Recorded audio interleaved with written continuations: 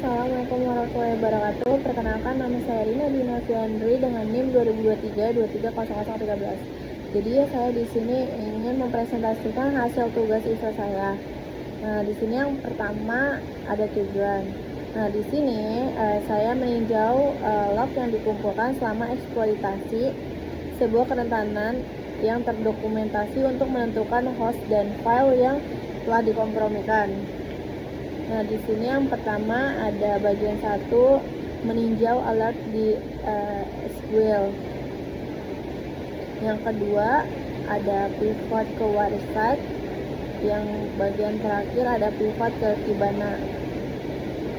Nah, untuk latar belakangnya sendiri, First Apple digunakan oleh administrator teknologi informasi untuk mengidentifikasi kebutuhan dalam menciptakan lingkungan jaringan yang operasional dan aman. Komponen First Tuple meliputi alamat IP sumber dan nomor port, alamat IP tujuan dan nomor port, serta protokol yang digunakan dalam pilot data. Protokol ini terdapat pada file protokol di header paket IP. Pada lab ini, saya juga meninjau log untuk mengidentifikasi host yang terkompromi dan isi dari file yang telah dikompromikan. Di sini ada sumber daya yang diperlukan, yaitu mesin virtual security onion. Selanjutnya ada instruksi. Setelah serangan terjadi, pengguna tidak lagi memiliki akses ke file bernama confidential.txt. Sekarang, saya akan meninjau log untuk menentukan bagaimana file tersebut dikompromikan. Nah, di sini tuh ada catatannya. Jadi, jika ada jaringan produksi, disarankan agar pengguna analis dan root mengganti password mereka dan mematuhi kebijakan keamanan yang berlaku. Nah, di sini ada meninjau alert di SQL. Nah, yang pertama, kita jalankan VM security onion dan login. Nah, di sini login menggunakan user analyst dan password CyberOps. Nah, yang kedua, buka SQL dan login. Klik select all untuk memilih seluruh interface, lalu klik start SQL. Yang ketiga, ada tinjau event yang tercantum pada kolom event message. Salah satu pesan tersebut adalah GPL attack _response ID check return root. Pesan ini menunjukkan bahwa akses root kemungkinan telah diperoleh selama serangan host 209.165.200.235 mengembalikan akses root ke 209.165.201.17. Alert ID 5.1 digunakan sebagai contoh pada lab ini. Selanjutnya ada centang show paket data dan show rule untuk melihat detail step alert. Yang kelima ada klik kanan alert ID 5.1 lalu pilih transkrip. Dan yang terakhir ada tinjau transkrip dari alert tersebut. Transkrip menampilkan transaksi antara sumber penyerang atau SRC dan target DST selama serangan. Penyerangan menjalankan perintah Linux pada target. Nah, di sini ada pertanyaan kayak jenis transaksi apa yang terjadi antara klien dan server dalam serangan ini. Nah, untuk penyerangan dari 209.165.201.17 memperoleh akses root ke 209.165.200.235.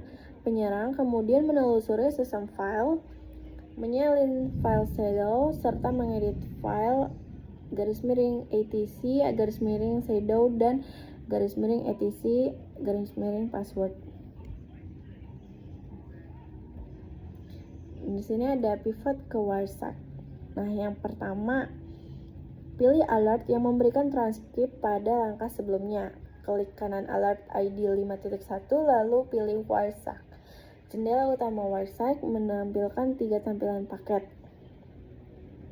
Yang kedua, untuk menampilkan semua paket dalam satu percakapan TCP, Klik kanan pada salah satu paket, lalu pilih Follow dan TCP Stream. Nah, di sini pertanyaan lagi, apa yang Anda amati? Apa arti teks berwarna merah dan biru? TCP Stream menampilkan transaksi antara penyerang yang ditampilkan dengan teks merah dan target yang ditampilkan dengan teks biru. Informasi dari TCP Stream sama seperti yang terdapat pada transkrip.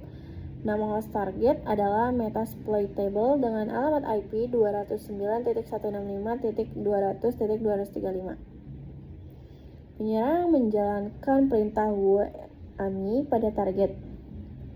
Apa yang ditunjukkan oleh hasil ini tentang peran penyerang pada komputer target? Nah, penyerang memiliki hak akses root penuh pada komputer target. Scroll melalui TCP stream. Jenis data apa yang dibaca oleh penyerang? Itu informasi akun pengguna. Keluar dari jendela TCP stream, tutup WarSec setelah selesai meninjau informasi. Nah, selanjutnya ada pivot ke Kibana. Nah, yang pertama kembali ke SQL dulu. Lanjut klik kanan pada IP sumber atau tujuan dari alert ID 5.1, lalu pilih Kibana IP lookup srcip. Masukkan username analis dan password CyberOps jika diminta. Nah, di sini jika muncul pesan your connection is not private, klik advance, lalu proses to localhost atau unsafe untuk melanjutkan. Kedua, jika rentang waktu adalah 24 jam terakhir, ubah ke Juni 2020 agar tanggal 11 Juni termasuk. Gunakan tab absolute untuk mengubah rentang waktu. 3. Pada hasil yang ditampilkan terdapat daftar sebagai jenis data. Diketahui bahwa file confidential.txt tidak lagi dapat diakses. Pada sensor dan service atau pie chart terdapat FTP dan FTP data. Kita akan menentukan apakah FTP akan digunakan untuk mencuri file tersebut.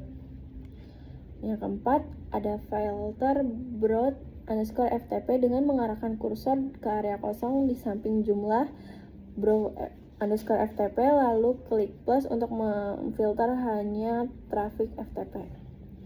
Yang kelima, ada scroll ke bagian all logs, terdapat 2 entry. Nah, pertanyaannya, apa alamat IP sumber dan tujuan serta nomor port untuk traffic FTP?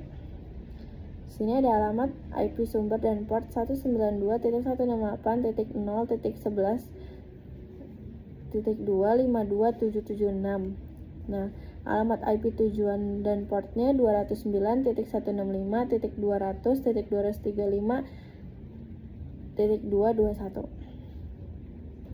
Nah, 6. Perluas dan tinjau kedua entry log. Salah satu entry memiliki FTP argumen, yaitu ftp://209.200.200.200.confidential.txt. Tinjau juga pesan pada entry log tersebut untuk mengetahui detail kejadian. Dalam entry log yang sama, scroll ke atas ke field alert_ID dan klik link tersebut. Tinjau transkrip transaksi antara penyerang dan target.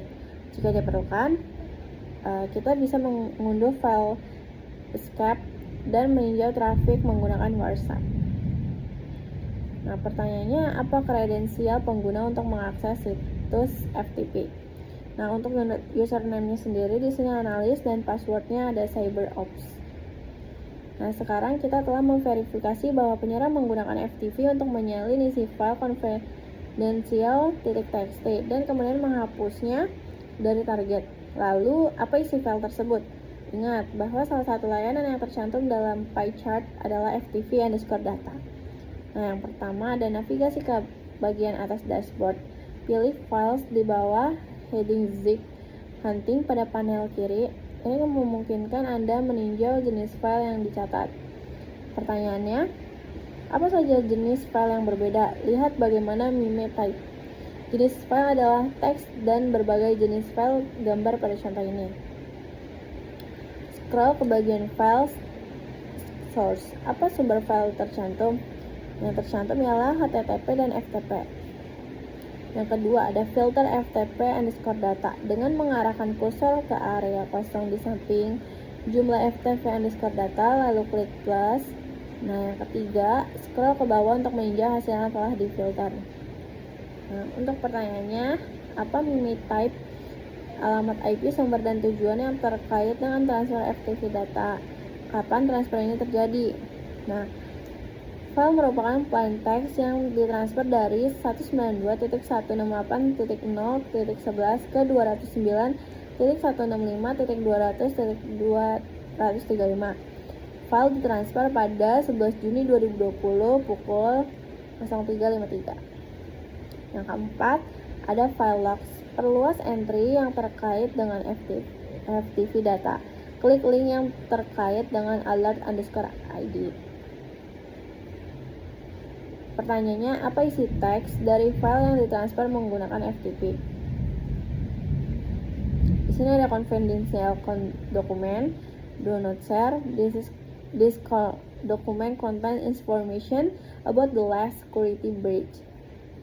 Dan seluruh informasi yang telah dikumpulkan, apa rekomendasi kita untuk menghentikan akses tidak sah selanjutnya? Nah, untuk rekomendasinya minimal password untuk username analis harus diganti di seluruh jaringan 209.165.200.235 dan 192.168.0.11. Nah, mungkin sekian dari saya, kurang lebih mohon maaf. Wassalamualaikum warahmatullahi wabarakatuh.